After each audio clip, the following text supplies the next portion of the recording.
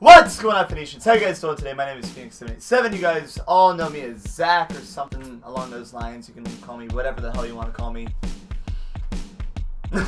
As promised, I do have a book review today. This is actually something you guys have been requesting because a lot of you guys noticed I've been tweeting about this book right here, which is Japan 1941 by Eri Hotta. It is a book that pretty much details the diplomatic song and dance of pretty much November 1940 up until the Pearl Harbor attacks, and it even discusses previous events. This book took me forever to read. I got this for my birthday back October 3rd. When I opened up my presents that day, I got this for my birthday, and I just finished it 3 days ago. And the reason why it took me so long to read this is because I went through page by page just reading this whole thing multiple times. There's just been parts of this book where I just have to go back over and look through it again. It is that detailed. And for someone like me who really likes diplomacy, who really likes the history of Japan, and I've always questioned because America and Japan were really good friends, especially after World War I, and then how quickly it fell apart in the interim with very little change in government policy between Japan and the United States. And as you guys all know, in the history of Japan, it all started with the Washington Naval Conference.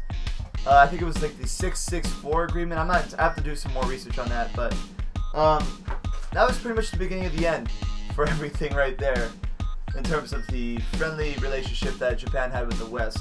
But this thing was insane. At the very beginning of the book, Ms. Hotta makes sure to let everyone know that she's not trying to be an apologist for Japan's actions.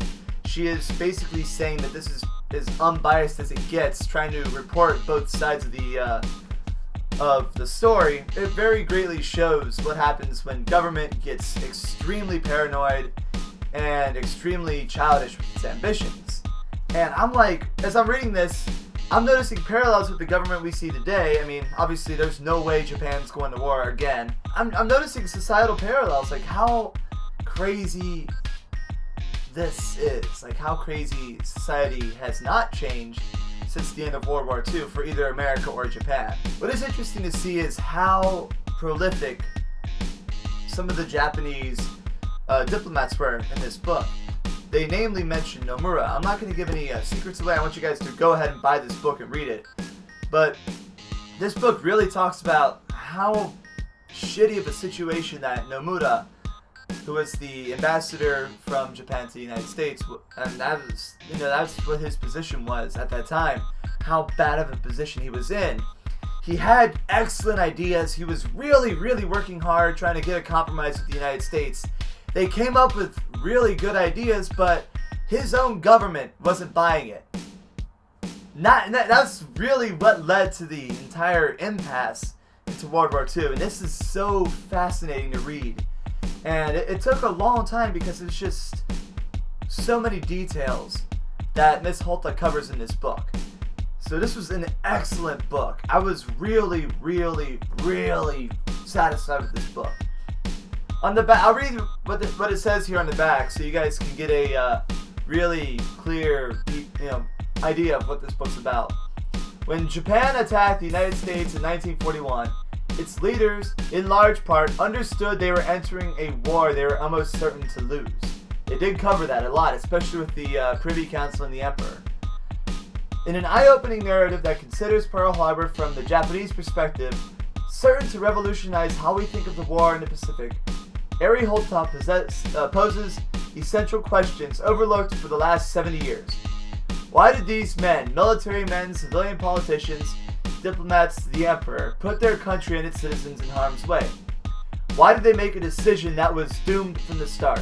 Introducing us to the doubters, bluffers, and schemers who led their nation into this conflagration, Hotta brilliantly shows us a hidden Japan, eager to avoid war but bellicose towards the West. They deluded by reckless militarism, tempted by the gambler's dream of scoring the biggest win against impossible odds, and nearly escaping disaster before it finally proved inevitable. This was an excellent book, so you guys ought to go out there, find this book on Amazon or whatever, and if you just want to look at the pictures of all the destruction from Pearl Harbor, all the statesmen, it's all in here as well. Seriously, this is an excellent book. So you guys go ahead and buy this. I have other books that I'm going to read. I'm looking for a book that talks about the occupation period. I have a few books that discuss what happened if Japan didn't surrender. And also, unrelated to Japan, I do have a few business books that I want to go over as well. One of them talks about the history of Brewdog. And one of them talks about just beer tasting in general. I got both of those from the guy who used to be the manager at the Brewdog bar in Roppongi. And I am going to go through those as well. So let me know if you want me to do more book reviews on these. Let me know a suggestion for a book that talks about the occupation period of Japan, because I really want to research this a lot more.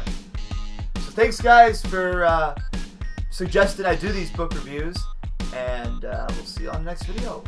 Take it easy, Phoenicians.